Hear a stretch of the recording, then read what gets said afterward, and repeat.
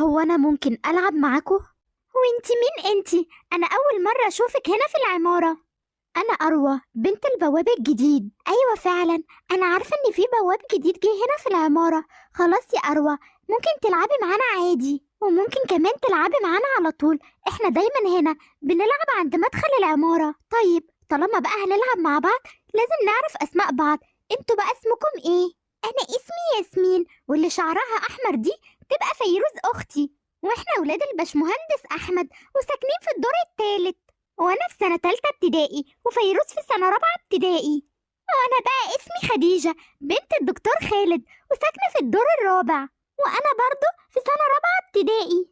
يلا يا بنات، يلا بينا نلعب، وشوية وهنلاقي بقية بنات سكان العمارة جايين يلعبوا معانا. ايوه يلا نلعب قبل ما بابا يجي ويخلينا ما نلعبش تاني. اصلا بابا مش بيخلينا نلعب عند مدخل العمارة، ولما بيلاقينا بنلعب بيزعق لنا. يلا بقى كلنا نلعب بالدباديب بتاعتنا. خدي يا أروى العبي بالدبدوب بتاعي، وأنا بقى وياسمين هنلعب بالدبدوب مع بعض. الله، الدبدوب بتاعك شكله حلو قوي. أنا عمري قبل كده ما لعبت بدباديب. شكرا ليكي قوي يا فيروز. انت مين يا بنتي؟ انا اول مرة اشوفك هنا في العمارة. أنا اسمي أروى. ايوه اسمك اروى، وانا اعمل ايه باسمك؟ انت ايه اللي دخلك هنا العمارة؟ أنا أروى بنت البواب. بابا لسه مستلم الشغل النهاردة في العمارة. مين يعني بنت البواب؟ بنت البواب تقعد جنبه على باب العمارة؟ ازاي تلعبي مع بناتي؟ اياكي تاني مرة الاقيكي بتلعبي مع بناتي. يلا غوري من هنا. حاضر حاضر يا بيه، أنا مش هلعب معاهم تاني. اياك الاقيكم بتلعبوا معاها تاني، انتوا فاهمين؟ انا مش ناقص تتعلموا كلمة من كلام الشوارع بتاعها ده. انتوا ازاي اصلا تفكروا تلعبوا معاها؟ دي مش من مستواكم. بس يا بابا، أروى دي تبقى. ولا تبقى ولا ما تبقاش، اللي اقول عليه لازما يتسمع، وياك الاقيكم بتلعبوا مع البنت دي تاني. هو انتوا يعني مش شايفين مستواهم من مستوانا؟ بلاش كده، مش شايفين هدومها المقطعة؟ وكمان يعني اكيد بتضحك عليكم وبتاخد الالعاب بتاعتكم. والله لو لقيتكم بتلعبوا معاها تاني لكون ضاربكم. هو انا يعني بتعب وبدخلكم مدارس لغات عشان تلعبوا مع بنت البواب؟ خلاص خلاص يا بابا، حاضر مش هنلعب معاها تاني. يلا انتوا اطلعوا على فوق شوفوا مذاكرتكم، عقبال ما اشوف البواب ده اللي سايب بنته تلعب معاكم. حاضر حاضر يا بابا، احنا طالعين اهو. مالك يا حبيبتي؟ فيكي ايه يا اروى يا بنتي؟ أستاذ أحمد يا بابا اللي ساكن في الدور التالت، أنا كنت بلعب مع ياسمين بنته وفيروز وشافني يا بابا وأنا بلعب معاهم وفضل يزعقلي وفضل يقولي انتي بنت البواب تقعدي جنبه على باب العمارة، مش تلعبي مع بناتي. وفضل يزعقلي ويقولي ياك الاقيكي بتلعبي معاهم تاني والا هضربك. هو انا يعني يا بابا عشان بنت البواب يعملوا فيا كده؟ هما بيعاملوني ليه كده يا بابا؟ مش انا قلتلك يا اروى يا بنتي قبل كده مالكيش دعوة بيهم؟ ده عالم ما يعلمش بيهم غير ربنا، وما عندهمش يا بنتي ذرة شفقة، ودايما بيبصوا للناس من مناخيرهم وبيتكبروا عليهم، وكأن يا بنتي محدش عايش غيرهم. معلش يا بنتي حقك عليا، ما تزعليش. يلا يا بنتي ادخلي لمامتك عشان تأكلك. يلا يا حبيبتي كلي وما تزعليش. وبعدين يا حبيبتي انت شاطرة في المدرسة، ممكن لما تكبري تكوني أحسن منهم كمان. ربنا يا بنتي مش بيسيب حق حد.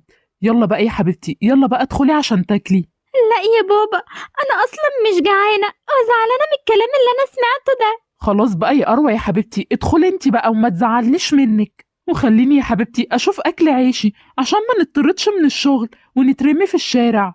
يلا بقى يا حبيبتي ادخلي كلي وما تزعلنيش منك.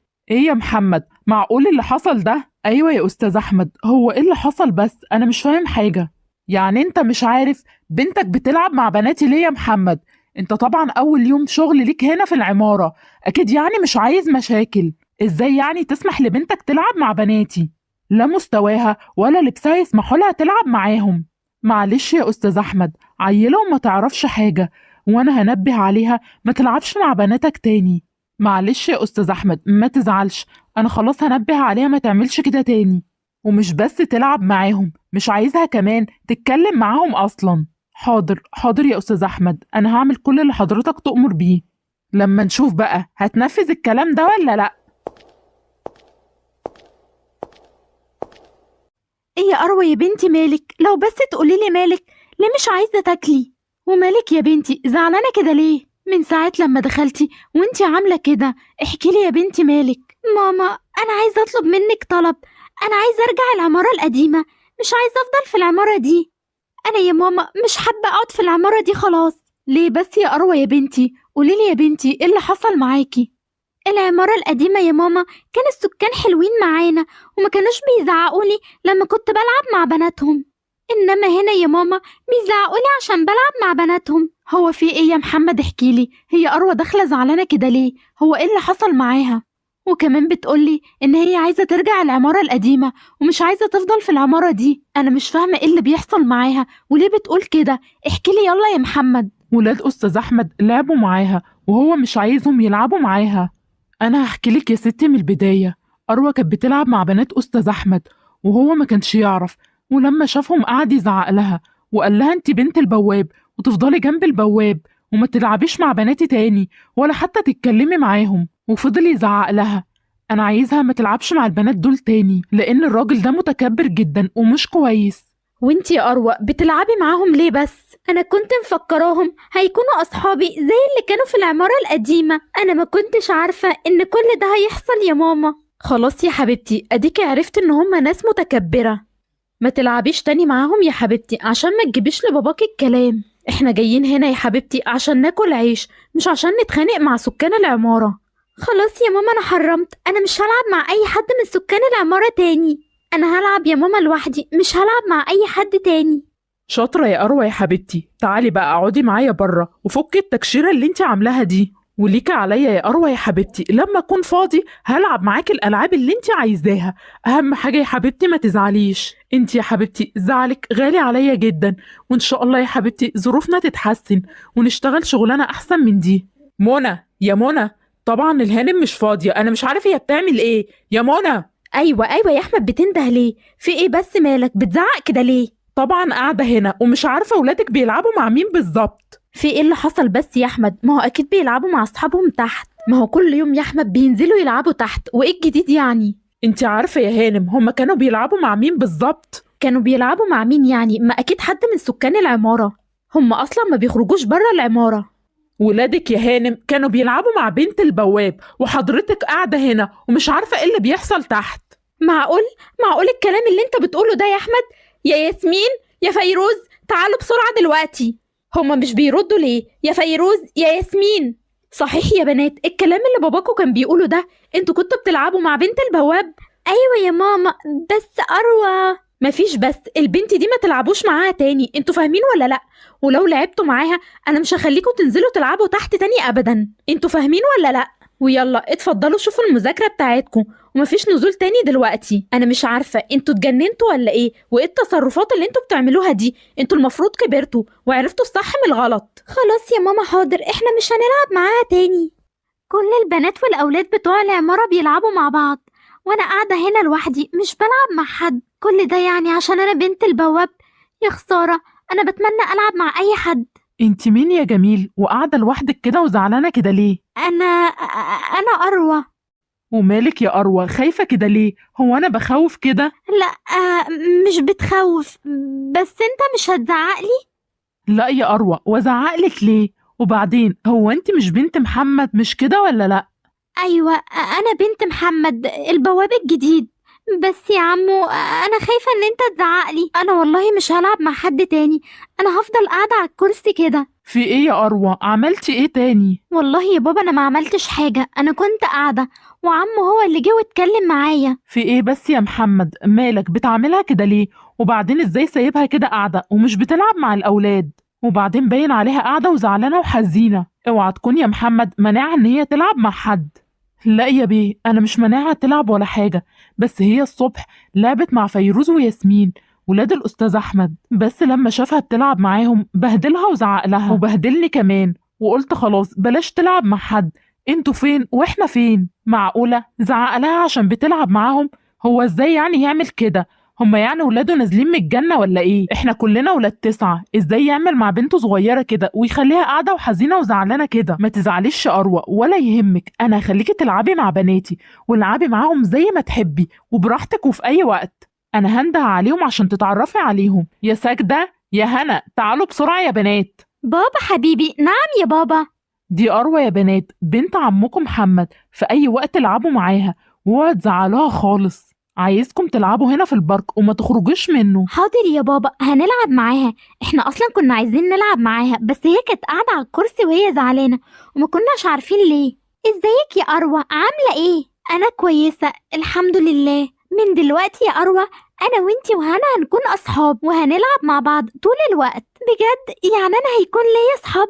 انا مبسوطة قوي. شكرا ليك يا عمو. بصي يا أروى، دي هنا وساجدة، اعتبريهم اخواتك والعبي معاهم في اي وقت يعجبك. ولو عايزة كمان يا أروى تطلعي تلعبي معاهم فوق، اطلعي العبي في اي وقت. يعني انت يا عمو مش هتزعل ولا هتزعقلي زي عمو احمد، ولا هتقولي مكانك عند البوابة جنب باباكي؟ لا يا أروى طبعا، انا عمري ما هقولك كده، ده انت زي بناتي بالظبط. شكرا يا عمو ياسين، انا فرحانة جدا ان هيكون ليا اصحاب. ربنا يكبر بخاطرك يا باشمهندس ياسين، زي ما جبرت بخاطر بنتي. انا ماليش دعوة بسكان العمارة، انا ليا دعوة ببناتي وبس، ومحدش ليه فضل على حد، كلنا هنا بنكمل بعض. وبكرة حد يجي اعلى من احمد يجي هنا ويهينه، وساعتها هيحس بالفرق. حصل خير يا استاذ ياسين، انا اصلا والله لولا انا محتاج الشغل ده ما كنتش كملت فيه. لا يا استاذ محمد، ما تخليش حد يهز ثقتك في نفسك، احنا هنا بنكمل بعض. استأذنك انا بقى دلوقتي عشان هطلع اريح شوية، عشان جاي هلكم الشغل. اتفضل يا استاذ ياسين، ربنا يبارك في حضرتك.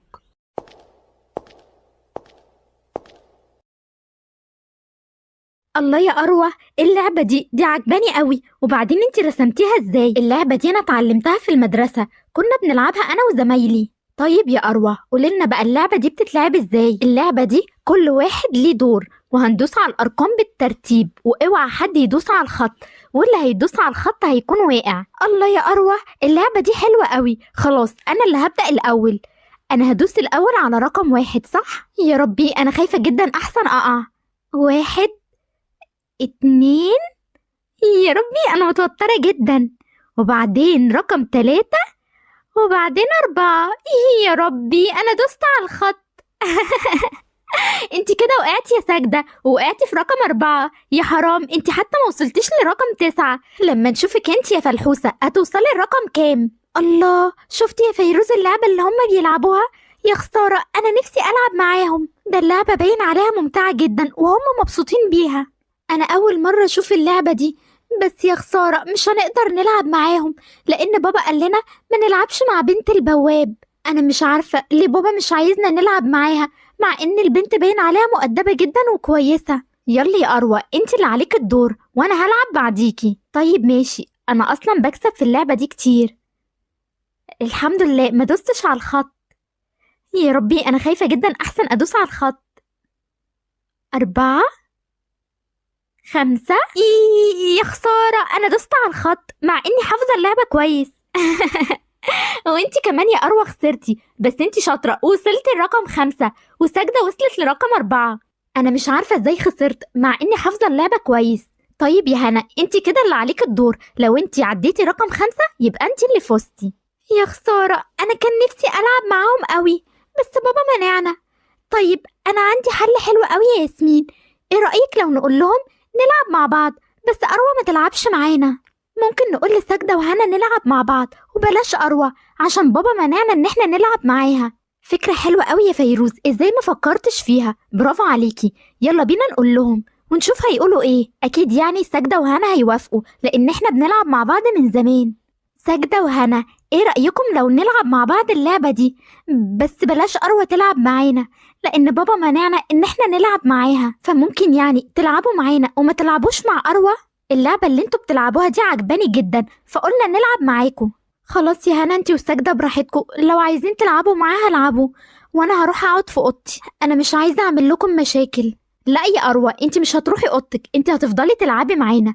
ولو انتي يا ياسمين انتي وفيروز باباكم منعكم ان انتوا تلعبوا مع أروى، فبابا قال لي ملعبش غير معاها، ولو انتوا حابين تلعبوا معانا خلاص ما عنديش مشكلة العبوا معانا، لكن أروى لازم تلعب معانا. يا أروى يا حبيبتي، قومي عشان تروحي المدرسة، انت كده هتتأخري عليها. أنا مش عارفة يا أروى، انت نمتي النهاردة كتير كده ليه؟ وبصحيكي من بدري مش راضية تصحي. يا ماما سيبيني انام شوية، انا عايزة انام تاني. يا أروى يا حبيبتي ما ينفعش، انت كده هتتأخري على المدرسة، وبعدين النهاردة مش راضية تصحي ليه؟ بصراحة يا ماما امبارح لعبت كتير انا وساجدة وهنا، فضلنا نلعب لحد الليل وكنت مبسوطة جدا. انا اول مرة يا ماما العب اللعب ده، بجد ساجدة وهنا دول اعز اصحابي، انا بحبهم خالص. طيب يا حبيبتي يا رب دايما تفضلي مبسوطة. أنا بصراحة فرحت جدا إن انت بتلعبي معاهم، لأنك امبارح وانت زعلانة من أستاذ أحمد أنا كنت زعلانة عليكي جدا، بس ما كنتش عارفة أعمل إيه. بس أستاذ ياسين وبناته محترمين جدا وولاد أصول. يلا بقى يا حبيبتي قومي عشان ما تتأخريش بقى على المدرسة. طيب يا ماما ما تخافيش، انا كلها 5 دقايق اغسل وشي واسرح شعري وبعدين البس لبس المدرسة واروح، لما اغسل اسناني بسرعة عشان ما اتأخرش على المدرسة. كده خلاص، انا كده خلصت، سناني بقت بيضة. لما اروح بقى البس لبس المدرسة بسرعة. يا خبر ابيض، ده البنطلون مقطوع، هروح المدرسة انا ازاي دلوقتي؟ انا كنت بخيط فيه بس خلاص مش هينفع اخيطه تاني. اعمل ايه انا دلوقتي واروح المدرسة ازاي؟ يا ماما، ماما تعالي بسرعة يا ماما. في إيه يا أروى يا حبيبتي مالك بتصرخي كده ليه؟ الحقي يا ماما، بنطلون المدرسة مقطوع ومش عارفة اروح المدرسة ازاي. انا كنت يا ماما بخيط في البنطلون بس دلوقتي ما بقاش ينفع خالص. انا مش عارفة يا ماما اروح المدرسة ازاي. معلش يا حبيبتي أنا عارفة إن هو مقطوع، بس إحنا معناش فلوس نجيبلك بنطلون، باباكي لسه مستلم الشغل جديد. اصبري يا حبيبتي شهر ولا 2 وانا هجيبلك لبس غيره. انتي عارفة يا بنتي ظروفنا على قدها ومش هقدر اجيبلك لبس دلوقتي. البسيه يا حبيبتي، محدش واخد باله من لبسك.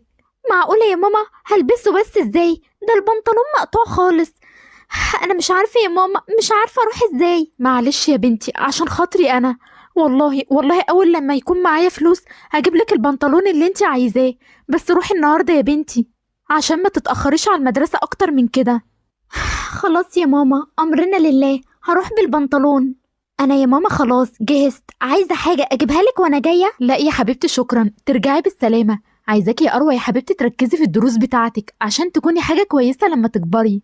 ازيك يا أروى، عاملة ايه؟ شكلك كده أكيد رايحة المدرسة أدام صاحية بدري. الله يسلمك يا عمو ياسين. ايوه انا رايحة المدرسة، عايز حاجة مني؟ لا يا أروى شكرا، ترجعي بالسلامة. انت يا أروى زي بنتي بالظبط، وعايزك تهتمي بمذاكرتك عشان تكوني حاجة كبيرة لما تكبري. حاضر يا عمو ياسين، انت حضرتك اصلا احسن حد موجود في العمارة، وبحس فعلا ان انت بتعاملني زي بنتك. طيب يا عمو ياسين انا همشي بقى عشان ما اتأخرش على المدرسة. ايه ده؟ غريبة جدا، ده بنطلون المدرسة بتاع أروى مقطوع. يا حرام، هي هتروح المدرسة ازاي دلوقتي؟ أنا بفكر كده أديها طقم من بتوع المدرسة، من بتوع سجدة أو هنا، بس أنا هطلب من بابا أروى إن هو ما يقولش إن الطقم ده بتاع بناتي عشان أروى ما تتضايقش. بنتي الحلوة ما شاء الله عليكي يا سجدة، طقم المدرسة حلو قوي عليكي. سجدة، أنا بصراحة كنت عايزة أطلب منك طلب، ويا رب ما تتضايقش منه. أنا النهاردة قابلت أروى على باب العمارة وكان لبس المدرسة بتاعها مقطوع ومتبهدل، وبصراحة البنت صعبت عليا جدا، فأنا يعني فكرت إن ممكن تديها طقم من أطقم المدرسة اللي عندك. انت عندك كتير يا بنتي وأكيد في طقم مش محتاجاه، بس يا ريت يا بنتي ما تعرفيش أروى إن اللبس ده بتاعك عشان ما تتضايقش، وأنا كمان هنبه على باباها إن هو ما يقولهاش. ايه ده يا بابا، وازعل ازاي بس؟ اروى دي اعز اصحابي. خلاص يا بابا انا هروح اجيب لك الطقم، وكمان يا بابا هجيب لك احسن طقم عندي. اللي بيدي صدقة يا بابا لازم يدي احسن ما عنده. برافو عليكي يا ساجدة يا حبيبتي، أنا بجد فخور بيكي جدا، كده أنا عرفت أربيكي كويس. ثانية واحدة يا بابا، هروح اجيب لك الطقم وارجع حالا. اهو يا بابا الطقم، احسن طقم عندي زي اللي انا لابساه بالظبط. طيب يا ساجدة يا حبيبتي، أنا هروح أدي الطقم بقى لبابا أروى قبل ما أروى ترجع من المدرسة وتشوفني. أنا عايز أروى لما تلبس الطقم ده تكون فرحانة وما تكونش متضايقة. محمد، أنا كنت جايلك في موضوع مهم. أنا بصراحة النهاردة قابلت أروى وكانت لابسة لبس المدرسة وكان البنطلون بتاعها مقطوع، وبصراحة صعبت عليا جدا. أنت عارف إن أروى زي بنتي بالظبط، فأنا جبت لها طقم من الأطقم بتاع بناتي عشان تلبسها، بس أنا كنت عايز أطلب منك طلب. يا ريت ما تقولش لحد ان الطقم ده بتاع بناتي عشان اروى ما تزعلش. انا عايز اروى لما تلبس الطقم ده تكون فرحانه ومبسوطه، وانا كمان نبهت على البنات ان محدش يقول لاروى اي حاجه عشان ما تتضايقش من الموضوع ده. كتر خيرك كتر خيرك يا باشمهندس ياسين، جمالك مغرقاني من ساسر راسي. بصراحة حضرتك أحسن حد موجود في العمارة، وبتعاملونا معاملة كويسة جدا. وحاضر، أنا هعمل كل اللي حضرتك قلتلي عليه، وهدي الهدوم لأروى ومش هقول لها أي حاجة. سعاد، الهدوم دي الباشمهندس ياسين بعتها لأروى. هو قابل أروى النهاردة على مدخل العمارة، وكان هدوم المدرسة بتاعتها مقطعة، فهو جاب الطقم ده من بتاع بناته وقال إن احنا نديه لأروى، بس ما نعرفهاش أي حاجة عشان ما تزعلش. كتر خير الباشمهندس ياسين، ده راجل محترم جدا، اداها الهدوم دي وكمان بيحاول يحافظ على شعور أروى. اوعي يا سعاد، اوعي تعرفي أروى أي حاجة عشان ما تزعلش. كتر خيره كتر خيره بجد. دي أروى راحت المدرسة النهاردة وهي زعلانة. أروى صعبت عليا جدا وهي رايحة بهدوم المدرسة وهي مقطعة، بس الحمد لله ربنا بعت الباشمهندس ياسين لينا عشان يجيب لها طقم حلو قوي وتفرح بيه. أنا عمري ما هقول لها كده عشان ما تزعلش، عمري ما هقول لها إن الطقم ده بتاع سجدة لأن ممكن تزعل. أروى يا حبيبتي مش هتصدقي، عندي ليكي خبر حلو قوي هتفرحي بيه. بصي يا أروى يا حبيبتي، أنا معايا إيه يا ماما؟ خبر إيه؟ وبعدين إيه اللي في إيدك ده؟ بابا يا حبيبتي، انا قلت له ان انتي روحتي المدرسه النهارده والبنطلون مقطوع، فبصراحه اتصرف وجاب لك طقم المدرسه ده وشكله حلو قوي وشيك. بصي يا حبيبتي الطقم حلو ازاي. هي بجد يا ماما؟ يعني جبتولي طقم مدرسه جديد؟ انا فرحانه جدا. وريني يا ماما، انا متحمسه جدا اشوف الطقم ده. انا كنت يا ماما مكسوفه من البنطلون اللي انا لابساه، بس الحمد لله بقى عندي طقم حلو قوي. طيب يا حبيبتي خدي بقى الطقم وقسيه، عايزه اشوفه عليكي هيكون عامل ازاي. حاضر يا ماما، ثواني وهكون لابساه. انا اصلا نفسي اشوفه عليا هيكون عامل ازاي. واو يا ماما، الله الطقم شكله حلو عليا قوي، عامله كده زي ولاد الزواج، شكله جميل قوي. انا مبسوطه جدا بيه يا ماما. الله يا ماما، بابا ذوقه حلو قوي في اللبس. انا بصراحه عايزه اروح المدرسه دلوقتي عشان البس اللبس الجديد ده، بس يا خساره احنا بالليل لسه المدارس الصبح. ايوه يا طقم الجديد، انا فرحانه جدا بيك. بص بقى، انا هنيمك جنبي على السرير واحضنك عشان اصحى الصبح بدري والبسك. ايوه خليك هنا وانا هنام جنبك الناحيه التانيه. انا فرحانه جدا بالطقم الجديد وكمان مش جايلي نوم، انا عايزه انام بقى عشان بكره عندي مدرسه. غريبة قوي يا أروى، صاحية لوحدك النهاردة وكمان صاحية بدري. ده أنا كل يوم بفضل أصحيكي بالعافية. أنا أصلا يا ماما جالي نوم امبارح بالعافية، أنا كنت فرحانة بالطقم الجديد وما صدقت الصبح طلع ولبسته على طول. فعلا يا أروى الطقم شكله حلو قوي عليكي، ربنا يفرحك دايما يا بنتي. أنا يا أروى يا حبيبتي بكون مبسوطة جدا لما أشوفك فرحانة وسعيدة. ربنا يخليكي ليا يا ماما يا حبيبتي. طيب يا ماما أنا همشي بقى عشان ما أتأخرش على المدرسة. انت يا بنت، ايه الطقم اللي انت لابساه ده الطقم ده غالي جدا، انت جبتي فلوسه منين؟ وبعدين الطقم ده انا حاسس ان شفته قبل كده. الطقم ده يا أستاذ أحمد بابا جايبهولي لأن طقم المدرسة بتاعي اتقطع، هو لسه شاريهولي امبارح. ضحكتني والله، بقى باباكي هيجيب لك طقم زي ده غالي جدا. خلاص انا افتكرت الطقم ده انا شفته على سجدة قبل كده، يبقى اكيد انت سرقتيه. مستحيل باباكي يقدر يشتري طقم زي ده، اكيد ام سجدة سابتك تلعبي في البيت وانت استغليتي الفرصة وسرقتي الطقم. الله يسامحك يا أحمد بيه، والله أنا ما سرقتش ولا حاجة، وبابا هو اللي جاب لي الطقم ده النهاردة. قال جابهولك النهارده قال. على العموم انا مش هسكت على الكلام ده ولازم أنا افضحك. مالك يا أروى يا حبيبتي جاية من المدرسة زعلانة كده ليه؟ مع إنك كنت رايحة المدرسة وانت فرحانة جدا بالطقم.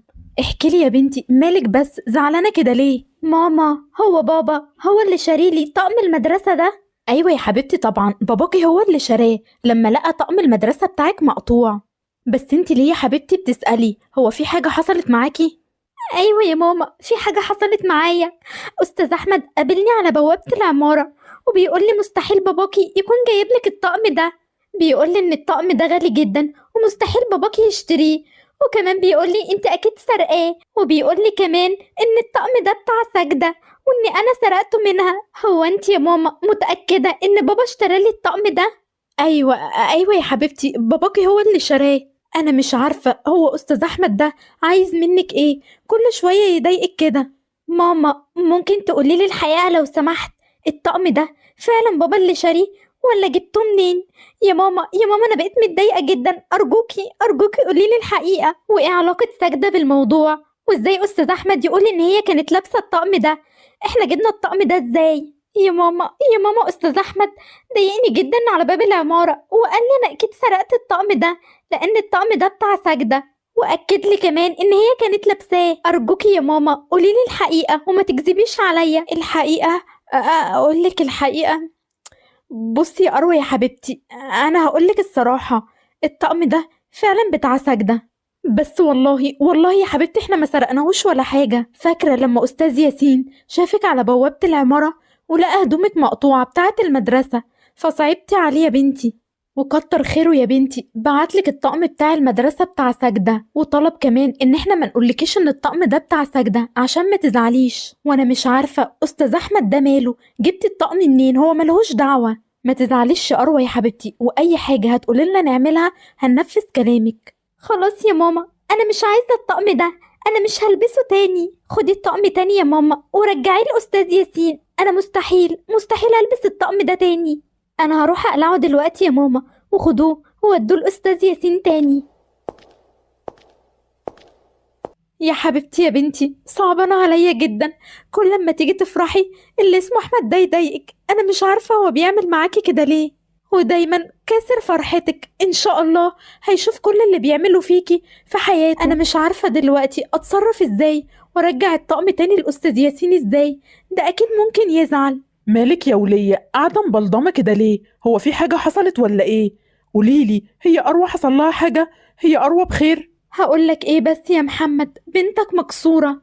الطقم اللي انت قلت لي اديهولها، اللي استاذ ياسين اديهولها ده، اروى كانت فرحانة بالطقم جدا ومبسوطة بيه، وما صدقت الصبح طلع عشان تلبسه. ولما لبست الطقم شافت استاذ احمد على بوابة العمارة وفضل يزعق فيها ويقول لها اكيد انت سارقة الطقم من ساجدة. واروى يا حرام زعلت جدا وفضلت تعيط. وبصراحة يا محمد انا اضطريت اقول لها الحقيقة لان هي كانت زعلانة وبتقولي انا جبت الطقم ده منين. انا زعلانة جدا يا محمد على اروى، ومش عارفة الراجل ده بيعمل معاها كده ليه، دايما كده كاسر فرحتها ومستخسر فيها ان يلاقيها مبسوطة وفرحانة. واروى دلوقتي يا محمد مصممة ان هي ترجع الطقم تاني. معقولة كل ده يحصل؟ أنا مش عارف أستاذ أحمد ده عايز مننا إيه؟ لولا الشغل ده أنا مضطر ليه كنت سبت العمارة من زمان. خلاص أنا هنفذ كلام أروى وهرجع الطقم تاني لأستاذ ياسين، وعشان ما يزعلش مني أنا هحكي له على كل اللي حصل.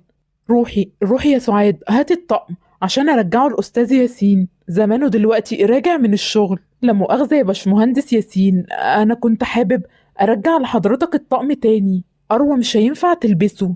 ليه بس يا محمد هترجع الطقم؟ هو ما جاش على قد أروى ولا إيه؟ مع إن مقاسها زي مقاس ساجدة بنتي، ولا يمكن الطقم مش عاجبها؟ لو مش عاجبها يا محمد أنا ممكن أشتري لها طقم تاني. لا يا بيه، الطقم حلو وزي الفل كمان، بس للأسف أروى وهي خارجة وهي لابسة الطقم شافها أستاذ أحمد وفضل يزعق لها وقال لها مستحيل باباكي يجيب لك طقم غالي زي ده، وقال لها الطقم ده أنا شفته قبل كده عند ساجدة، واتهمها إن هي سرقت من عند حضراتكم الطقم ده. فبنتي رجعت من المدرسة وهي زعلانة جدا وسألت مامتها، ومامتها اضطرت إن هي تحكي لها على كل اللي حصل. أروى فضلت تعيط وزعلانة جدا وقلبها مكسور، وطلبت إن احنا نرجع الطقم تاني. لا مؤاخذة يا أستاذ ياسين، أنا بعتذر جدا، مش هينفع أخد الطقم ده تاني لأن أروى زعلانة جدا.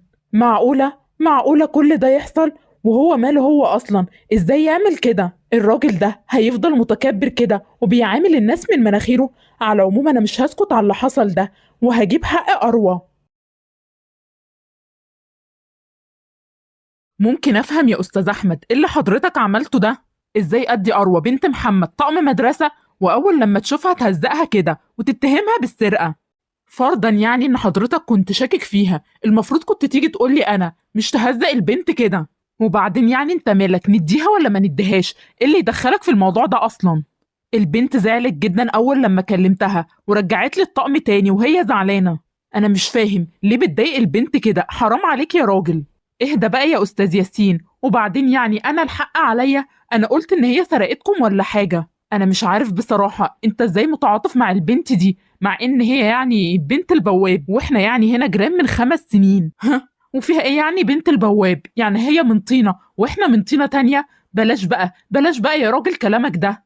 يا اخي كلامك ده يضايق جدا. العظمة لله وكلنا واحد. انت ضامن يعني يا استاذ احمد ظروفك بعد كده هتكون عاملة ازاي؟ وبعدين يعني اروى دي بنت مؤدبة جدا. وعلى العموم يعني يا استاذ احمد يا ريت ما تتدخلش بعد كده، ويا ريت تطلع اروى كمان من دماغك، وبلاش كل شويه تضايق البنت. انا مش مصدق اللي انت بتعمله معايا ده يا باشمهندس ياسين. كل ده عشان خاطر اروى؟ اللي يشوفك كده يقول دي بنتك مش بنت البواب. ايوه دي حقيقي، انا على فكره بعتبرها زي بنتي بالظبط، زي بنتي ساجده وهنا. ويا ريت بقى يا استاذ احمد من دلوقتي لما تلاقي معاها لبس جديد او فلوس ما تتهمهاش بالسرقه، لاني هساعدها وهجيب لها هدوم كمان. وعايزك كمان تشيل من دماغك ان اروى حراميه، لان اروى اخر واحده تعمل كده. يا منى، منى، هي راحت فين الست دي؟ يا منى اكيد قاعده على التليفون. انت يا هانم انت فين؟ ايوه يا احمد، انا هنا اهو. مالك يا حبيبي بتزعق كده ليه؟ اكيد يعني البنات مش بيلعبوا مع بنت البواب، هم قاعدين دلوقتي في اوضتهم. في ايه بقى مالك؟ احكيلي، متضايق كده ليه؟ وانا طالع يا ستي من الشغل واصلا قرفان فيه، لقيت الباشمهندس ياسين وقفني على السلم وفضل يزعق معايا لاول مره. وكل ده عشان ايه؟ عشان الست اروى. انا شفت اروى وهي لابسه هدوم ساجده، فقلت لها ان انت سرقاها، فاروى رجعت له الهدوم وهي زعلانه. فالباشمهندس ياسين زعل ان هي رجعت له الهدوم وجاي بيتخانق معايا على السلم. بقى احنا بقالنا 5 سنين في العماره هنا وعمري ما اتخانقت معاه، يتخانق معايا عشان بنت البواب؟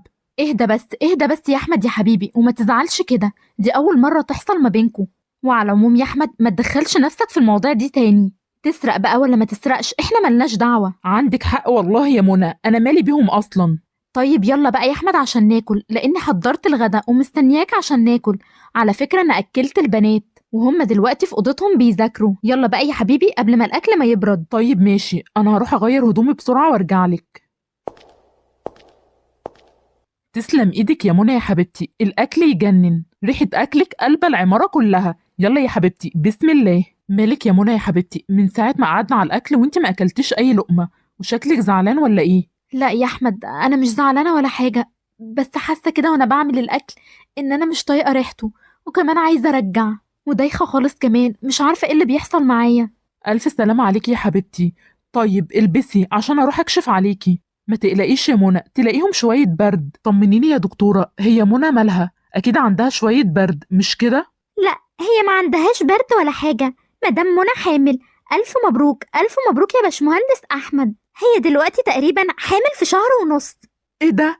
معقول منى حامل؟ انا مش مصدقه نفسي. مبروك مبروك يا منى يا حبيبتي. ان شاء الله يا منى المره دي تجيبي لي ولي العهد، انا هديكي حلاوتك يا دكتوره بمناسبه الخبر الحلو ده. الله يبارك فيك يا احمد يا حبيبي. شكرا شكرا يا دكتوره، تعبناكي معانا. انا اخر حاجه كنت اتوقعها ان انا اكون حامل، انا قلت شويه برد. بس انا مبسوطه جدا. من دلوقتي يا منى يا حبيبتي عايزك ترتاحي خالص وما تعمليش اي حاجه، حتى الاكل نجيبه دليفري. عايزك بقى ترتاحي يا حبيبتي عشان ولي العهد يشرفنا بالسلامه. ان شاء الله يا حبيبتي المره دي يجيلنا ولد. ولد ولا بنت حلو يا احمد، كل اللي يجيبه ربنا خير. هو احنا هننقي ولا ايه؟ اهم حاجه انه يجي بالسلامه. لو سمحت يا محمد، انا كنت عايزه اقابل اروى، انا عايزه ارجع لها الطقم تاني. على فكره انا قابلت استاذ احمد واخدت حق اروى منه واتخانقت معاه وقلت له مالكش دعوه باروى تاني. يا خبر يا استاذ ياسين، ليه بس تزعلوا مع بعض؟ لو اعرف ان حضرتك هتعمل كده ما كنتش قلت لك. انتوا جيران يا استاذ ياسين وما ينفعش تزعلوا مع بعض، كان لازم أنا اعمل كده عشان ما يفكرش يضايق اروى تاني. لو سمحت بقى يا استاذ محمد، انا عايزه اقابل اروى. طيب حاضر، اتفضل اتفضل يا استاذ ياسين، شرفت ونورت. نعم يا أستاذ ياسين، حضرتك كنت عايز تشوفني. اروى مش عايزك تزعلي يا اروى، اللي حصل ده سوء تفاهم، انا ما كنتش عارف ان كل ده هيحصل. انا قلت الافضل ان احنا ما نقولكيش ان الطقم ده بتاع ساجده، بس سامحيني يا اروى، انا مش قصدي ان كل ده يحصل. وعلى فكره انا اتخانقت مع استاذ احمد وقلت له اللي عمله ده ما ينفعش، وفهمته كمان ان انا اللي اديتك الطقم ده. فلو سمحتي يا اروى خدي بقى الطقم وما تزعلنيش منك. أنا آسفة يا أستاذ أحمد، بس أنا مش هقدر ألبس الطقم ده تاني بعد كل اللي حصل. أرجوك يا أستاذ أحمد ما تزعلش مني. أنا مستحيل أروح بطقم المدرسة ده. أنا أهون عليا أروح بالبنطلون المقطوع ولا إن أروح بالطقم ده أبدا. بقى كده يا اروى؟ طيب خلاص، ايه رأيك انا هشتري لك طقم جديد او اشتري لك بنطلون بدل اللي اتقطع معاكي، ويا ريت يا اروى المرة دي ما ترفضيش، انا بعتبرك زي بنتي بالظبط. كتر خير حضرتك يا باشمهندس ياسين، احنا مش عارفين نودي جمايل حضرتك دي فين. ما تقولش كده يا استاذ محمد، اروى دي تبقى زي بنتي بالظبط. شكرا يا أستاذ ياسين، أنا بحترم حضرتك جدا، بس أنا مش عايزة حاجة. أنا هخيط البنطلون اللي عندي وهروح بيه المدرسة. لا كده يا اروى انا هزعل منك بجد، والله لو ما خليتيني اشتري لك طقم جديد لا هزعل منك ومش هكلمك تاني ابدا. ويلا بقى فك التكشيرة دي وتعالي معايا عشان اشتري لك طقم جديد. حاضر حاضر يا أستاذ ياسين، أنا يهمني إن حضرتك ما تزعلش مني. ربنا يبارك في حضرتك ويخلي لك أولادك. ايوه كده يا اروى، عايزك دايما مبسوطة وفرحانة، مش عايز ضحكتك دي تغيب ابدا. متشكر جدا ليك يا استاذ ياسين، ربنا يبارك لحضرتك، حضرتك احسن واحد موجود في العمارة هنا. ايه رأيك يا اروى في البنطلون ده؟ شكله حلو قوي وكمان شيك وهينفع معاكي كمان خروج. الله، ده شكله حلو فعلا. خلاص أنا هاخد البنطلون ده. طيب خلاص مبروك عليكي، وتعالي بقى انا محضر لك مفاجأة كمان، انا هجيب لك كوتشي تروحي بيه المدرسة عشان يكون كده الطقم كامل. ايه رأيك بقى يا اروى في الكوتش ده؟ شكله حلو جدا وكمان هيليق على البنطلون بتاعك. من اول لما دخلت المحل وانا حاطط عيني عليه وقلت هجيبهولك ان شاء الله. الله، الكوتش ده شكله حلو قوي. أنا فعلا بصراحة أول لما دخلت المحل كان عاجبني جدا وكان نفسي أجيبه. متشكرة جدا يا أستاذ ياسين، أنا فرحانة جدا. ماما، أنا فرحانة جدا قوي يا ماما، مش هتصدقي. أستاذ ياسين جاب لي طقم حلو قوي وكمان جاب لي كوتش شكله يجنن. أنا مبسوطة قوي يا ماما. يا حبيبتي يا أروى، ربنا يبسطك يا بنتي كمان وكمان. مبروك يا حبيبتي، روحي بقى قيسي الطقم وورهوني، عايزة أشوفه عليكي. حاضر يا ماما، أنا هروح أقيسه وأوريهولك. أنا متحمسة أصلا أشوف شكلي هيكون عامل إزاي. ايه رأيك بقى يا ماما؟ شكله حلو قوي. انا مبسوطة جدا يا ماما. انا نفسي يا ماما المدرسة تكون دلوقتي، انا مش قادرة استنى للصبح. انا هنام واحضن الطقم ده وانا نايمة. ايه يا فيروز، اتأخرتي النهاردة على المدرسة ليه؟ انا سهرت امبارح بالليل عشان كنت بذاكر وصحيت كمان متأخر، بس الحمد لله انا فاتني الطابور بس ولحقت الحصة الاولى. ازيك يا فيروز؟ انا بصراحة في مطعم جديد اتفتح، فبصراحة قلت ايه رأيك لو تيجي نتغدى مع بعض بكرة؟ المطعم ده مشهور جدا وانا هعزمك على حسابي. انا اسفة جدا يا زياد، بس انا مش هقدر اخرج. ما ينفعش طبعا ان انا اخرج مع ولد. فكري يا فيروز ومن هنا لبكرة تبقي ترد عليا، هتلاقي رقمي في جروب المدرسة. ده المطعم يا فيروز حلو جدا وكمان مشهور، وهتنبسطي كتير لو رحتي المطعم ده. انتي اتجننتي يا فيروز، ازاي ترفضي ان انتي تروحي معاه المطعم ده؟ اي بنت هنا في المدرسة بتحلم ان هي تروح معاه. فكري يا فيروز، انا بصراحة لو منك هوافق. لا يا ستي، انا خايفة بابا لو شافني هيزعقلي. على العموم يا ملك، انا هفكر واشوف انا ممكن اروح معاه ولا لا. ياسمين، انا مش عايزاكي تزعلي مني عشان يعني مرضتش العب معاكي. بصي يا ياسمين، انا بابا محذرني وقال لي لازم العب مع اروى. هو أروى دي يا ياسمين بنت كويسة جدا وطيبة. أنا بصراحة مش عارفة باباكي بيعاملها كده ليه. وعلى العموم يا ياسمين، أنا جيت أقولك إن أنا وإنتي أصحاب عادي، وأنا كمان جيت أصالحك عشان ما تزعليش مني. أنا أصلا يا هنا أروى كنت بلعب معاها من قبل حتى ما انتوا تلعبوا معاها، بس بابا شافنا وقعد يزعقلي وقال لي إياكي تلعبي معاها تاني، مع إني بصراحة نفسي ألعب معاها. أنا مش مصدقة نفسي يا ياسمين. البارك اللي في نهاية الشارع بتاعنا عامل عروض حلوة قوي، عامل خصومات حلوة على الألعاب.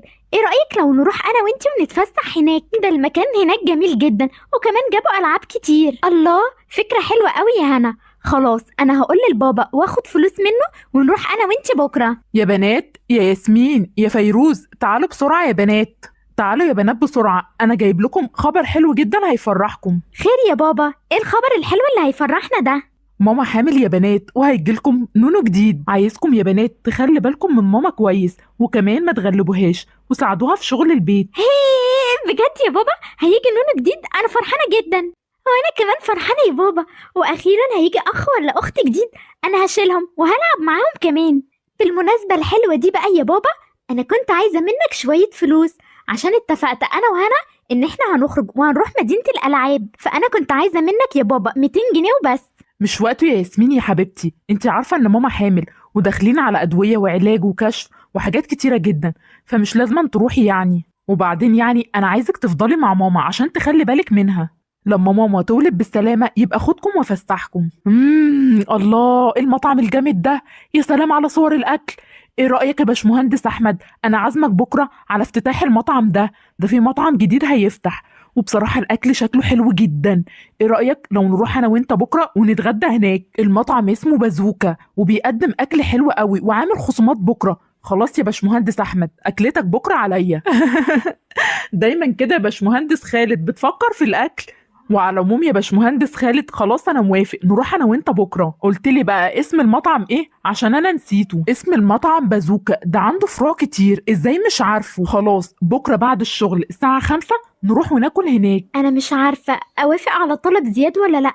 ده مطعم بازوكا ده أنا نفسي أكل منه من زمان. أنا محتارة جدا.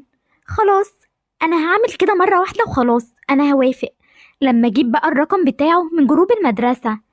يا ربي، رقمه فين؟ أهو، هو ده رقم زياد. أنا هكلمه بسرعة. ألو؟ أيوة يا زياد. أنا كنت موافقة على طلبك. خلاص بكرة إن شاء الله نروح ناكل في مطعم بازوكا. طيب تمام، الساعة 5 إن شاء الله. مالك يا منى، في ايه؟ انت تعبانه ولا ايه؟ تعبانة جدا يا أحمد، والبيت متبهدل ومش عارفة أنضفه، وده مأثر على نفسيتي جدا، والبنات غصب عنهم مش بيقدروا يساعدوني عشان المدرسة بتاعتهم. مش عارفة أعمل إيه يا أحمد، البيت مش نظيف، وكمان أنا مش قادرة أعمله. خلاص يا حبيبتي ما تزعليش، انا هكلم مرات محمد البواب تيجي تساعدك في البيت واديها فلوس عادي. اهم حاجه راحتك يا حبيبتي، وما تشغليش بالك، اي حاجه تطلبيها انا هنفذها لك على طول. اهم حاجه تقومي بالسلامه انت والنونو. شكرا شكرا ليك قوي يا أحمد، ربنا يخليك ليا. أنا مش عارفة من غيرك كنت عملت إيه. أنت حلت لي مشكلة كبيرة جدا. يا محمد، انا كنت عايز مراتك تيجي تساعد مراتي في شغل البيت، وهديك الفلوس اللي انت عايزها، لان مراتي حامل جديد مش هتقدر تنظف البيت، فلو يعني تقدر تخلي مراتك تطلع تنظف لمراتي البيت وهديها الفلوس اللي هي عايزاها. الف مبروك يا استاذ احمد. حاضر، انا هقول لها، وان شاء الله خليها النهارده تطلع وتنظف لها البيت. هيا يا ياسمين، قلت لباباكي يديكي فلوس عشان بكرة نروح أنا وإنتي ونتفسح مع بعض ولا لأ؟ أنا قلت لبابا بس هو مرضاش، لأن ماما لسه حامل جديد، وقال لي المصاريف عندنا كتير جدا، ومرضاش يديني فلوس خالص. بس ما تقلقيش يا هنا، أنا هحاول أتصرف. أنا ممكن أقول للبابا تاني، يمكن يوافق. إيه ده؟ إيه الفلوس دي؟ دي 200 جنيه أكيد بتاعت ماما. خلاص أنا هاخدهم، وماما أكيد مش هتفتكر هي حطاهم فين، وممكن تقول إن هي نسيتهم. خلاص، فكرة حلوة. أنا هاخدهم وأكيد محدش هيحس بحاجة. وبعدين آخر مرة أعمل فيها كده لما أخدهم بقى. ماما أصلا ممكن تنسى إن هي معاها فلوس، هي دايما بتعمل كده لما أخدهم وأتفسح بيهم. معلش يا سعاد، أنا عايزاكي تنضفي لي البيت كويس، لأني بصراحة حامل جديد ومش بقدر أنضف، وأنا هديكم الفلوس اللي انتوا عايزينها. عايزاكي تنضفي الصالون والمطبخ والحمام، وكمان تغسلي الغسيل وتنشريه. ربنا يقومك بالسلامة يا مدام منى انت والنونو، وان شاء الله هخليلك البيت على سنجة 10، هروقهولك كويس جدا، وكمان هغسلك الغسيل وهنشره. ياه، ده البيت فعلا متلخبط خالص ومتبهدل. لما احط المخدات دي مكانها، والمخدة التانية احطها هنا، انا بشوفهم في التلفزيون بيحطوا المخدات كده. وكمان النتيجة دي هحطها هنا، اكيد ده مكانها. والدبدوب الصغير ده اكيد بيحطوه على الكنبة، انا دايما بشوفهم في التلفزيون بيعملوا كده برضو. والكتاب اللي على الارض ده هحطه جنب النتيجة لما احطه هنا. وكمان اكيد الدراع بتاع اللعب ده اكيد بيتحط في اوضة البنات. كده تمام، انا كده خلاص رتبت الصالون، ناقص بس اكنسه وهيكون تمام. يا ربي، كل ده تراب. ليها حق مدام منى تتضايق ان البيت مش نظيف. كده خلاص، انا كده خلصت الصالون. ياه، والمطبخ كمان مكركب ومليان مواعين. لما اخد الاكل ده واحطه في التلاجة الاول، وبعدين انضف الاطباق دي. ده الاطباق كتيرة جدا ومحتاجة غسيل. لما اخلص بقى المواعين الاول، وبعدين اغسل الغسيل وانضف الحمام. كده تمام، نضفت المطبخ وكمان غسلت المواعين. ده المطبخ بقى بيلمع ورجع زي الاول بالظبط. وده اكيد الغسيل، بس انا مش عارفة هي الغسالة دي بتشتغل ازاي، بس انا بشوفهم في التلفزيون بيحطوا الغسيل جوه، وبعدين بيحطوا المسحوق في الدرج. احط الغسيل اللي على الارض ده، وبعدين احط الغسيل اللي في الطبق. كده تمام. المفروض احط الغسيل وبعدين المسحوق، بس الغسالة مش راضية تقفل. خلاص مش مشكلة ده دلوقتي. كده انا خلصت الغسيل، عقبال ما البرنامج يخلص اروح انضف الحمام وبعدين انشر الغسيل. لما انضف الحمام مكان الطينة اللي موجودة فيه ده، وكمان مين اللي داخل بالجزمة ده، لما اشيل كمان اثار الجزمة. كده خلاص انا تقريبا خلصت، والحمام كمان رجع نضيف. لما اروح بقى انشر الغسيل وبكده اكون خلصت خالص. يا حلاوة يا ولاد، معقول الغسالة اول لما خلصت الباب اتفتح لوحده. لما اروح بقى وانشر الغسيل، ست منى قالت لي ان هي عاملة منشر مخصوص في البلكونة لما اخد الغسيل واروح انشره.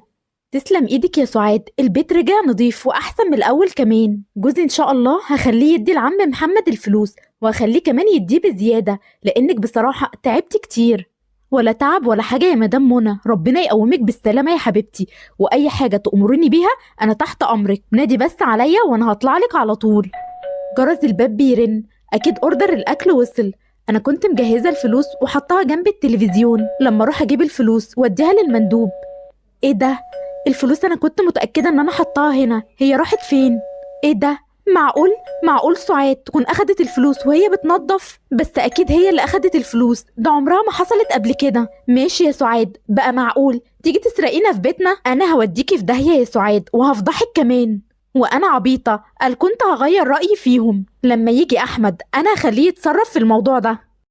بقى كده يا سعاد اجيبك تنضفي لي البيت تسرقيني؟ ماشي، انا هفضحك في العمارة. منى حبيبتي عاملة ايه؟ والنونو عامل ايه؟ بس مالك شكلك زعلان كده ليه؟ هي سعاد ما جاتش ولا ايه عشان تنضف لك البيت؟ جت، ويا ريتها ما جت. تصدق يا احمد ان هي سرقتني؟ انا كنت حاطه 200 جنيه جنب التلفزيون، وبعد لما خلصت تنظيف ببص على ال 200 جنيه ما لقيتهاش مكانها، وبتاع الدليفري كان واقف على الباب، واتحركت جدا لان ما كانش معايا غير الفلوس دي. معقولة الكلام ده؟ يبقى كده تفكيري فيهم صح، يبقى هم زي ما سرقوا قبل كده طقم المدرسة يبقى سرقوا مننا ال 200 جنيه.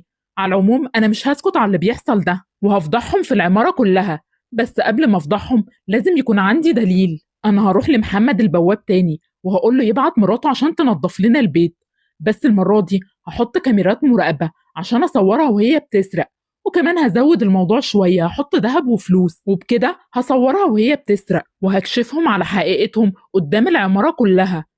كويس يا ياسمين ان انت قدرتي تقنعي باباكي ان هو يديكي فلوس عشان النهارده نخرج وننبسط مع بعض. بس غريبة يعني اداكي 200 جنيه مع انك يعني قلتي ان انت هتجيبي 100 جنيه بس، وهو في الاول ما كانش راضي. يعني ازاي يعني في الاول يقولك معهوش فلوس وبعدين يديكي 200 جنيه؟ غريبة جدا.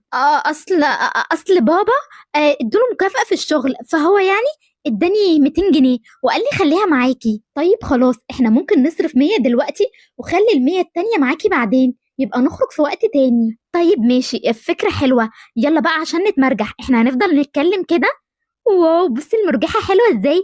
تعالي بسرعة اركبي جنبي. فعلا اللعبة حلوة قوي، وكمان لسه جايبينها جديد. انا كل مرة هاجي والعب فيها. الحمد لله اليوم عدى بسلام، وماما اصلا ما اكتشفتش ان انا اخدت ال200 جنيه، وكمان انبسطت جدا بالالعاب النهارده، وكمان معايا 100 جنيه يبقى اخرج فيها انا وهنا مرة تانية. تسلم ايدك يا منى يا حبيبتي، الاكل يجنن. امال فين البنات؟ عايزين ننادي عليهم عشان يتغدوا معانا. البنات في اوضتهم، ممكن يكونوا بيذاكروا ولا حاجة. انا هندع عليهم. يا فيروز، يا ياسمين، يلا يا بنات تعالوا عشان نتغدى. حاضر يا ماما احنا جايين اهو. انا جايه اهو. خلاص يا منى يا حبيبتي، مش عايزك تتضايقي، وان شاء الله هنكشف اللي اسمها سعاد دي. بقى معقولة نجيبها تنظف البيت تعمل كده وتسرقنا؟ على العموم يا حبيبتي ما تقلقيش، انا محضر لها خطة وهفضحها في العمارة كلها. انا هخليها تحرم تعمل كده تاني. يا خبر ابيض، هم اتهموا طنط سعاد مامة اروى بالسرقة. انا وقعت في مصيبة كبيرة ومش عارفة اعمل ايه. هو في ايه يا بابا؟ سرقة ايه اللي حضرتك بتقول عليها؟ هو في فلوس يا بابا اتسرقت من البيت؟ ايوه يا ياسمين، في فلوس اتسرقت من البيت. مامتك كانت جايبه دادا سعاد عشان تنظف البيت، وكانت حاطه 200 جنيه جنب التلفزيون. بعد ما خلصت تنظيف ما لقيتش الفلوس. اكيد سعاد هي اللي اخدتها، واحنا مش هنسكت ابدا وهنفضحها في العماره كلها. يا دي المصيبة، هعمل ايه انا دلوقتي؟ انا قلت ان ماما مش هتفتكر ان هي حطت فلوس، بس هي اتهمت مامة اروى، وانا اعمل ايه؟ انا مش عارفة اتصرف ازاي دلوقتي. مامة اروى يا حرام مظلومة. بس أنا لو قلت لبابا الحقيقة هيعاقبني ويضربني، وهو ضربه جامد جدا. أنا مش عارفة أتصرف إزاي. لا، أنا مستحيل أقول لبابا. خلاص، أنا هستنى شوية، يمكن يعني ينسوا الموضوع. وأكيد بابا مش هيعمل لدادا سعاد حاجة. احنا دلوقتي يا منى هنبدأ الخطة بتاعتنا. انا حطيت فلوس هنا وكمان ذهب، وحطيت كاميرات في كل مكان. ودلوقتي انا هنزل لمحمد وهقول له يبعت سعاد عشان تنظف البيت، واول لما تيجي تسرق كل حاجة هتبقى متسجلة صوت وصورة. فكرة حلوة قوي يا أحمد، الفكرة اللي أنت فكرت فيها دي. كده هنكشفهم ومش هيقدروا بعد كده يقولوا إحنا ما عملناش حاجة، ولا يقدروا إن هم ينكروا إن هم سرقونا.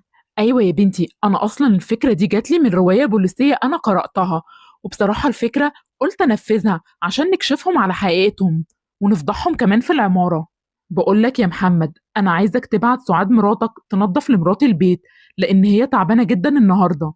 انا عارف يعني ان هي لسه منضفاه امبارح، بس البنات بهدلوه كده، فانا عايزها تطلع النهارده وتروقه. حاضر حاضر يا استاذ احمد، من عيوني، ربنا يقومها لك بالسلامه. انا هروح لسعاد حالا وهخليها تطلع لها دلوقتي.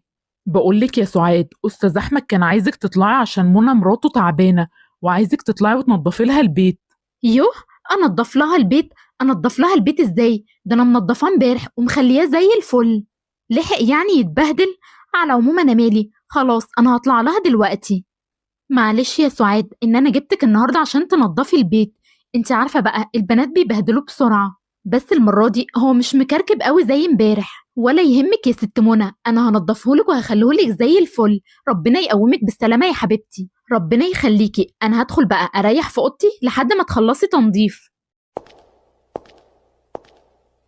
غريبة جدا، دي نضفت البيت من غير ما تقرب على الفلوس ولا الذهب. يمكن تقرب دلوقتي. يا ربي ده بعيدة خالص، مع إن هي شافته. ممكن تكون اكتشفت إن إحنا عاملين فيها خطة. أنا مش عارفة بصراحة.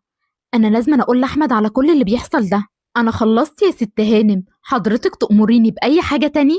لا شكرا يا سعاد، تقدري دلوقتي تتفضلي. غريبة جدا، ده الفلوس والذهب زي ما هما موجودين في مكانهم. أنا كده فهمت، يبقى أكيد هي اكتشفت الخطة. بس برضو إحنا هنفضحها. لما يجي أحمد هخليه ينزل لجوزها ويهزقه كمان عشان يحرموا يسرقونا تاني. ممكن وهي بتنظف تكون اكتشفت الكاميرات وعشان كده ما سرقتش الذهب والفلوس دي. ها يا حبيبتي، اكيد الخطه نجحت وسرقت الفلوس والذهب، مش كده؟ لا يا احمد، ده ما سرقتش الفلوس ولا الذهب، مع ان هي شافته وهي بتنظف بس ما قربتش منه. انا كنت مراقباها من الكاميرات وما قربتش من الفلوس، بس انا متاكده ان هي اخدت الفلوس المره الاولانيه. انا شاكه يا احمد ان هي تكون شافت الكاميرات، او شكت ان احنا جايبينها عشان تسرق تاني، عشان كده ما قربتش على الفلوس. انت لازم تتصرف، لازم تتصرف يا احمد مع الست دي. معاكي حق يا منى، انا لازما ما اسكتش ابدا على اللي بيحصل ده. انا هنزل دلوقتي لجوزها وههزقه وهاخد منه كمان الفلوس وهفضحه قدام العماره كلها. بقى ينفع يا محمد اللي مراتك عملته ده تدخل عشان تنظف لنا البيت وتسرق البيت وتمشي؟ انا مش هسكت على اللي حصل ده ابدا، انا هاخد منك الفلوس وهفضحكم كمان في العماره كلها.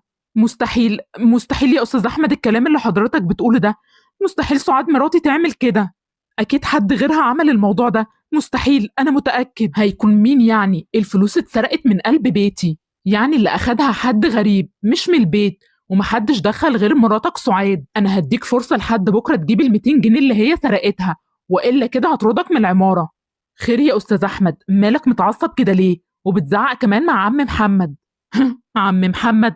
عم محمد اللي انت بتقول عليه ده مراته حراميه، جت في قلب بيتي وسرقتني. مراتي جابتها عشان تنظف البيت وكانت حاطه فلوس جنب التلفزيون، اول لما خلصت تنظيف ما لقيتش الفلوس، ومحدش غريب دخل البيت غير مراته، واكيد هي اللي سرقت ال 200 جنيه. انا من اول قلت ان العيله دي عيله حراميه، وانا مش هسكت على اللي بيحصل ده، وهيجيب لي الفلوس ويرجعها والا هفضحه في العماره. صدقني صدقني يا باشمهندس ياسين، مستحيل مستحيل سعاد تعمل كده. بس انا مش عارف مين اللي عمل كده في شقه حضرتك يا استاذ احمد، بس اؤكد لك ان سعاد مستحيل تعمل كده ابدا. اهدى بس يا استاذ احمد وفكر، ممكن تكون حطيتها في حته ونسيتها. انا اؤكد لك ان الست سعاد مستحيل تعمل كده، ولا حتى عم محمد. يوه، انا بجد زهقت منك، انت كل شويه تدافع عنهم. هو يكونش حضرتك المحامي بتاعهم وانا معرفش؟ انا مش عارف بتدافع عنهم كده ليه؟ يكونش حضرتك من بقية اهلهم وانا معرفش ولا ايه؟ على العموم خلاص، اخركم بكره وتجيبوا لي الفلوس والا هفضحه في العماره. ما تزعلش يا محمد، انا واثق ومتاكد ان الست سعاد مستحيل تعمل كده. على العموم ما تقلقش، انا هديك الفلوس دي. انا عارف ان الراجل ده مفتري وممكن يعمل اي حاجه، فانا هديك الفلوس عشان نسد بقه بيها. لا لا يا استاذ احمد، انا مش عايز فلوس، مراتي ما عملتش حاجه. لو حضرتك اديت له الفلوس معناها ان مراتي اخدت الفلوس دي، وانا مراتي مستحيل تعمل كده. معلش يا محمد، لازم نديله الفلوس لان هو مجنون وممكن يعملها ويفضحك في العماره، واكيد كلهم هيصدقوه. انا مش عارف اللي اسمه باشمهندس ياسين ده بيدافع عنهم كده ليه، بيقول لي مستحيل ان هم يعملوا كده، واكيد مراتك شالت الفلوس في اي حته. بس انا ما سكتلوش ورديت عليه وهزقتهم كمان واديتهم فرصه لحد بكره عشان يجيبوا الفلوس. برافو عليك يا أحمد، الأشكال دي أصلا ما تعرفش غير كده. هم أكيد هيخافوا وهيجيبوا الفلوس، ولو ما جابوش الفلوس هنفضحهم في العمارة كلها. يا حرام، أنا زعلانة جدا على عم محمد ومراته، هما مظلومين وأنا اللي أخدت الفلوس، بس مش عارفة أعمل إيه ولا أتصرف إزاي. أنا عايزة أقول للبابا بس خايفة جدا، خايفة أحسن يضربني. بس عم محمد صعبان عليا جدا، وكمان ده سعاد، هما ذنبهم إيه؟ أنا اللي أخدت الفلوس دي. واخيرا خلصنا الشغل، انا متحمس جدا نروح المطعم النهارده وناكل الوجبات والعروض بتاعه مطعم بازوكا. ها يا احمد، هتيجي معايا ولا اروح لوحدي؟ لا طبعا انا هاجي معاك، ده مراتي حامل وممكن ما تقدرش تعمل اكل النهارده، فخلاص الغدا النهارده على حسابك. يلا بينا نروح دلوقتي، بس ثانيه واحده الم الورق ده عشان ما يتبهدلش ويضيع، ده ورق مهم جدا في الشغل. واو يا زياد، المطعم شكله حلو قوي، وكمان الأكل فيه حلو جدا. إن شاء الله هاجي المطعم ده كتير وآكل منه. ايوه يا فيروز، ده المطعم ده جامد جدا وفاتح فروع في كل حته، انا مش اول مره اكل من عندهم، انا كلت كتير في فروع تانية. لو حابه تاكلي تاني هنا انا ممكن اعزمك تاني. بقى هو ده مطعم بازوكا؟ يا راجل يا راجل، كنت تعزمني في مكان تاني على لحمه ولا فراخ. ايه الاكل التيكاوي ده؟ انا عايز اكل حمش كده. يا عم ما تجرب، وماله الاكل التيكاوي ده حلو جدا. بص بس تعالى نختار ترابيزه ونقعد عليها، انا ما بحبش اقعد على ترابيزه قصاد الباب، اختار ترابيزه من اللي جوه نقعد عليها. استنى يا عم، ده الترابيزات جوه مليانه. ايه ده؟ معقوله اللي قاعده دي فيروز بنتي؟ انا مش مصدق، بس مستحيل تكون هي لان في ولد قاعد معاها، وكمان فيروز دلوقتي قالت لي ان هي عندها درس، لما اروح اتاكد هي ولا لا. ثانيه واحده يا خالد، خليك هنا وانا راجع لك تاني. فيروز، انت ايه اللي جابك هنا؟ مش انت قلتي ان انت في الدرس؟ ومين الولد اللي انت قاعده معاه ده انت ليلتك طين النهارده. بقى انت بتستغفليني يا فيروز وبتضحكي عليا وبتقولي ان انت في الدرس وانت قاعده هنا مع ولد وبتاكلي كمان في مطعم؟ انا هربيكي وهعلمك الادب. يلا يلا غوري على البيت دلوقتي. طبعا انت جايه ومطمنه ان محدش هيشوفك، بس انا كشفتك يا فيروز، وانا هخليكي تحرمي تعملي كده تاني. وانت يا ولد روح يلا اكتب الواجب بتاعك، بلا مسخره وقله ادب. وياك الاقيك قريب من بنتي تاني ولا بتتكلم معاها. حاضر حاضر يا عمو، أنا مش هكلمها تاني، وأنا آسف، آسف جدا. بابا، مالك يا بابا؟ شكلك زعلان كده ليه؟ هو في حاجة حصلت معاك ولا إيه؟ ايوه يا بنتي، انا متضايق جدا، متضايق على عم محمد البواب. استاذ احمد اللي ساكن في الدور الثالث بيتهموا ان مراته سرقت من عندهم 200 جنيه. مرات استاذ احمد تعبانه لان هي حامل، وجابت سعاد عشان تنظف لها البيت، وبعد ما مشت لقيت 200 جنيه اختفت، فاتهموها بالسرقه، وعم محمد بيحلف ان مراته ما عملتش كده، بس استاذ احمد مصمم ان هي اخدت الفلوس وقال هيفضحوا في العماره، وانا بصراحه زعلان جدا عليه. إيه؟ بتقولي يا بابا 200 جنيه؟ أنا يا بابا كده فهمت، أنا عارفة يا بابا مين اللي أخد ال200 جنيه. عارفه ازاي؟ ومين اللي اخد الفلوس دي؟ أنا اتفقت يا بابا، أنا وياسمين، إن إحنا نخرج ونروح البارك ونلعب هناك، واتفقنا إن كل واحدة فينا هتجيب 100 جنيه عشان تلعب هناك. بس في الأول قالت لي إن باباها مش موافق لأن مامتها حامل جديد، وباباها في الأول قال لأ، بس اتفاجئت بعد كده يا بابا إن هي معاها 200 جنيه، لعبت ب100 جنيه وناقص معاها دلوقتي 100 جنيه يا بابا. أنا متأكدة يا بابا إن هي اللي أخدتها، وأنا يا بابا أصلا استغربت وقلت لها إزاي باباكي وافق بالسهولة دي، بس هي قالت لي إن باباها أخد مكافأة وعشان كده اداها 200 جنيه. انا كنت متاكد ان الست سعاد مظلومه، وكده شكي طلع في محله. أنا لازما دلوقتي أقول للبشمهندس أحمد على كل الحقيقة عشان يعرف إن هو كان غلطان. هو زمانه دلوقتي راجع من الشغل، أنا هنزل أستناه على باب العمارة. أنا لازما أفهمه الحقيقة كلها، ولازما يعتذر كمان لعم محمد. أستاذ أحمد، كويس إن أنت جيت دلوقتي، أنا مستنيك هنا من بدري. أنا مستني حضرتك عشان أكلمك في موضوع السرقة واتهامك بالست سعاد إن هي سرقت ال200 جنيه من عندك. أيوة أنا عارف، من غير ما تتكلم أنت جاي دلوقتي وبتدافع عنهم وهتقول إن هم مش سرقوا حاجة. أنا فعلا جاي وهقولك الحقيقة كلها، وهم فعلا ما سرقوش حاجة، والست سعاد ما سرقتش أي فلوس، واللي سرق الفلوس أنا هقولك عليه. ويا ترى مين بقى اللي سرق الفلوس؟ ها ما تقول. اللي أخدت الفلوس هي بنتك ياسمين. إيه بنتي ياسمين؟ إيه التخاريف دي؟ مستحيل طبعا بنتي تعمل كده. أكيد طبعا بتقول الكلام ده عشان تدافع عن سعاد، بس أكيد هي اللي أخدت الفلوس، مستحيل بنتي تعمل كده. لا بنتك اللي عملت كده وأنا متأكد، ولو مش مصدقني روح فتش في هدومها هتلاقي معاها 100 جنيه. هي خرجت هي وبنتي وراحوا اتفسحوا. هي في الأول قالت لبنتي إن هي مش معاها فلوس، وبعد كده لقيت معاها 200 جنيه، اتفسحت ب100 وفايض معاها 100. هي دي الحقيقة واللي انت مش عايز تصدقها. مستحيل بنتي تعمل كده. بس على العموم أنا هصدق كلامك وأروح أفتش في شنطتها وهفتش في حاجتها. بس عارف يا أستاذ وائل، لو طلعت كداب أنا هعمل إيه؟ أنا هخرب الدنيا وهخرب العمارة كلها. أنا فتشت في شنطة ياسمين وما لقيتش حاجة. لما فتش في الدرج ده يمكن الاقي ال100 جنيه اللي بيقول عليها دي. ايه ده؟ انا مش مصدق، ده ال100 جنيه فعلا موجوده، يبقى كلامه كان صح، بنتي هي اللي اخدت الفلوس. يا دي المصيبه اللي انا فيها، واحده طلعت حراميه والتانيه قاعده في مطعم مع ولد. يا ربي اعمل ايه في المصيبه دي؟ لما انده على ياسمين واعرف جابت ال100 جنيه منين. يا ياسمين، ياسمين انت يا بنت. وانا قال ايه؟ ما كنتش عايزها تلعب مع بنت البواب عشان ما تتعلمش منها. نعم يا بابا، هو حضرتك كنت بتنده عليا؟ ايوه كنت بنده عليكي. ممكن اعرف انت جبت ال100 جنيه دي منين؟ انا بقى هقولك جبت ال100 جنيه دي منين. انت اخدت الفلوس من مامتك وسرقتيها ورحتي اتفسحتي بيها وفاض منك 100 جنيه وقلت هتصرفيها بعد كده، مش صح؟ ايه صح، بس يا بابا، بس حضرتك عرفت منين؟ انا يا بابا والله كنت خايفة اقول لحضرتك. ارجوك يا بابا سامحني. اسامحك ازاي على اللي انت عملتيه ده؟ انا يظهر كده ما عرفتش اربيكي انت واختك، بس انا بقى هربيكي انت واختك من اول وجديد. لما انده بقى على مامتك عشان اعرفها خيبتك انت واختك. يا منى ارجوك يا بابا سامحني. مش هعمل كده تاني، ارجوك سامحني يا بابا. اسامحك ازاي على المصيبه اللي انت عملتيها دي؟ انا مش عارف منى ما بتردش ليه. يا منى في ايه؟ مالك يا احمد بتزعق كده ليه؟ وبعدين مالها ياسمين زعلانه كده ليه؟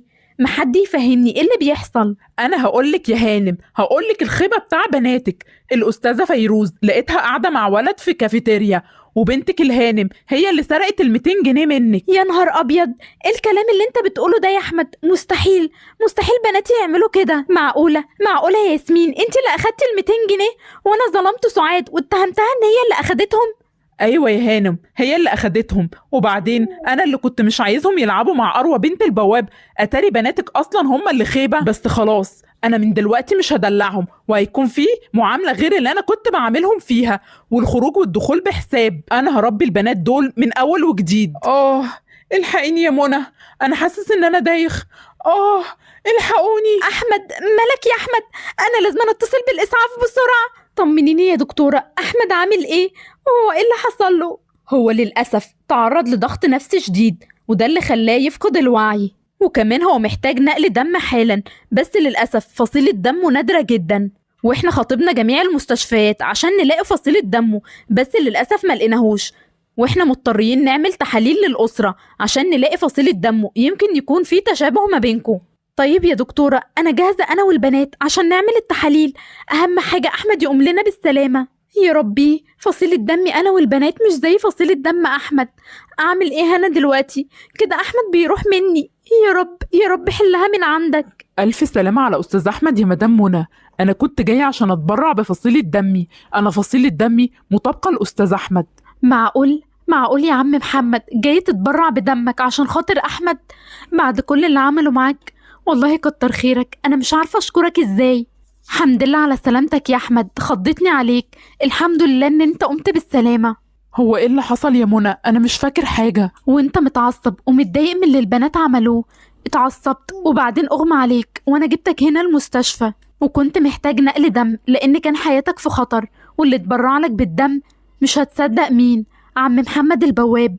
معقول عم محمد البواب اللي جه يتبرع بالدم بعد كل اللي انا عملته معاه؟ يا ربي، انا مش عارف انا عملت كده ازاي، بس خلاص انا اتعلمت من الدرس ده. فصيلة دمه هي فصيلة دمي، يعني مفيش فرق ما بيننا. انا لازم اصلح غلطي وكل اللي عملته معاه. انا بعد اللي حصل معايا ده يا منى طريقتي اتغيرت وتفكيري كمان اتغير. انا بقيت احمد جديد وعرفت ان الدنيا دي صغيرة جدا. ومفيش فرق ما بيننا، وكمان عرفت غلطي اللي عملته مع محمد البواب، وانا دلوقتي هصلح كل غلطي. معاك حق يا احمد في كل اللي انت قلته، وانا كمان طريقتي اتغيرت وتفكيري كمان اتغير. عم محمد، انا كنت حابب اشكرك على اللي انت عملته معايا. منى قالت لي ان انت اتبرعت لي بدمك، وانا دلوقتي جاي اعتذر لك على كل اللي عملته معاك ومع مراتك الست سعاد وكمان مع بنتك اروى. ارجوك يا عم محمد سامحني، انا ندمان على كل اللي عملته معاك. ما تقولش كده يا استاذ احمد، مفيش بينا الكلام ده.